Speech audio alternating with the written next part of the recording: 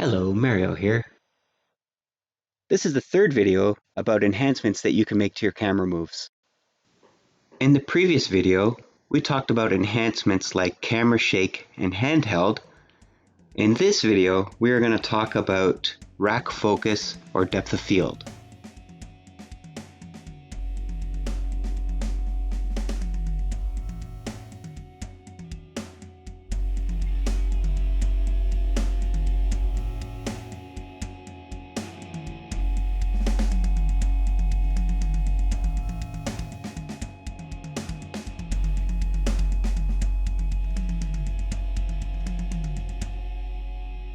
Our last enhancement will be rack focus.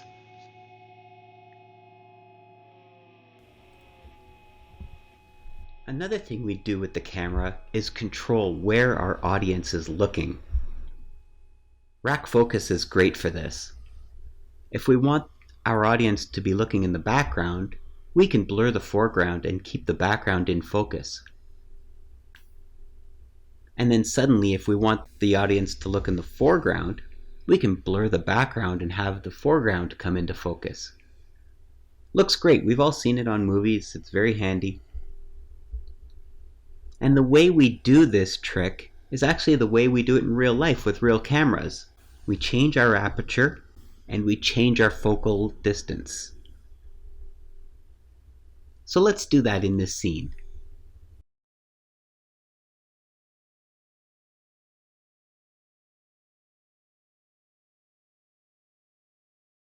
The way that we do this in After Effects is actually the same way we do it in real life.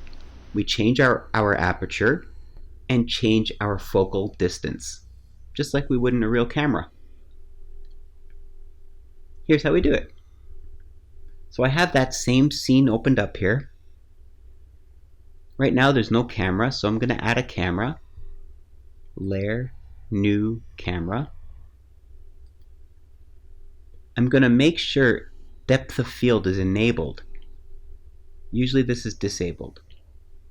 I am going to keep the preset of 50mm, but just have depth of field on.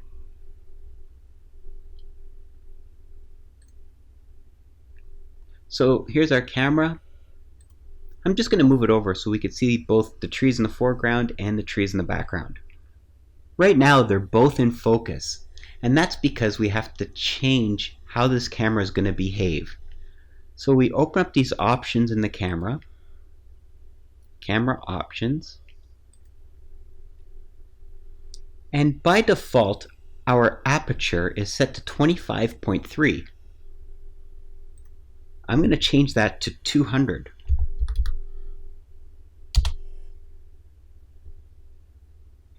And you'll see now parts of the image are already out of focus. So I can use that. If I want this blur to be more dramatic, I could change the blur level from 100% to 120% or 130%.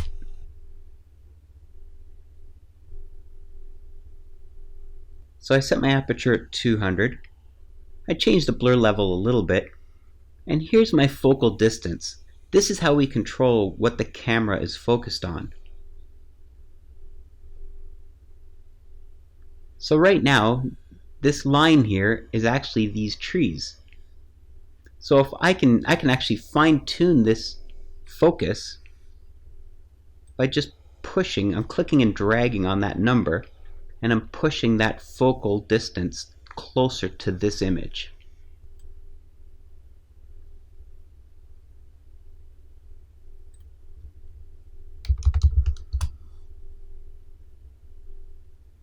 There you go.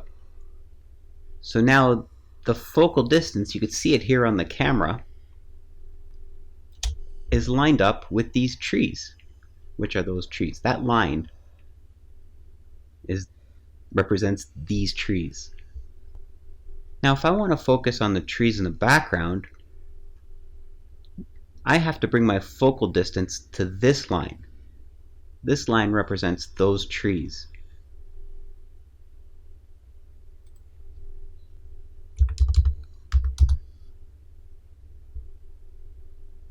There you go. So now You can see that the back trees are now in focus and the foreground trees are out of focus. So you can click and drag on this focal distance. I generally type it in to get it close and then drag it to fine tune it. Now to do this in a shot, what you do is you actually key that. So let's say at the beginning of the shot, we want our background trees in focus, and that's how they are. So I'm going to key that. And then at the 2-second mark, I want the focus to gradually change to these foreground trees. So I'm going to set another key here for focal distance. So this will hold our focus on the back trees. Then I'm going to move my playhead over. And now change my focus back to the foreground trees. So this key has the background trees in focus, and this key has the foreground trees in focus. So now, when I hit play, it will transition from the background trees in focus to the foreground trees in focus. Let's watch that.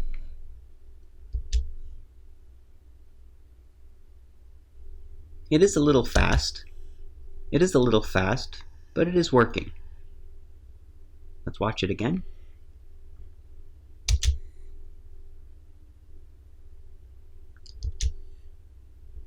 If I want to slow it down, I could just bring these keys further apart.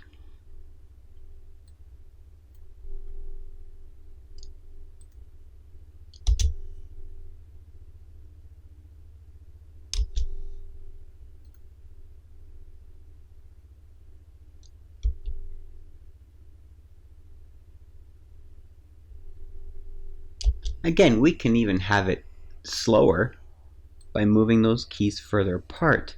We can also move our camera while it's changing focus. So let's say we want to do a camera pan.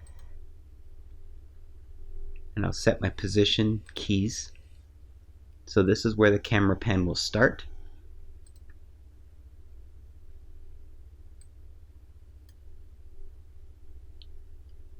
And that's where the camera will end.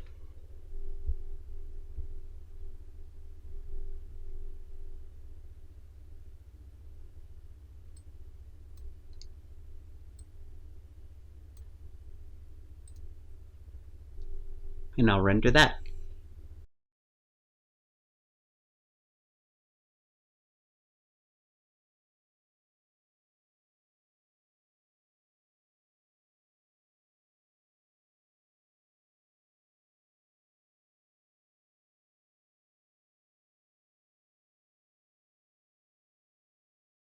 This character was designed by Semo Naseem. What a great little character. I've had a lot of fun animating it. I've added it to this background that I created. It's actually the first time that I've drawn trees since 2nd grade. I'm actually surprised how well they turned out.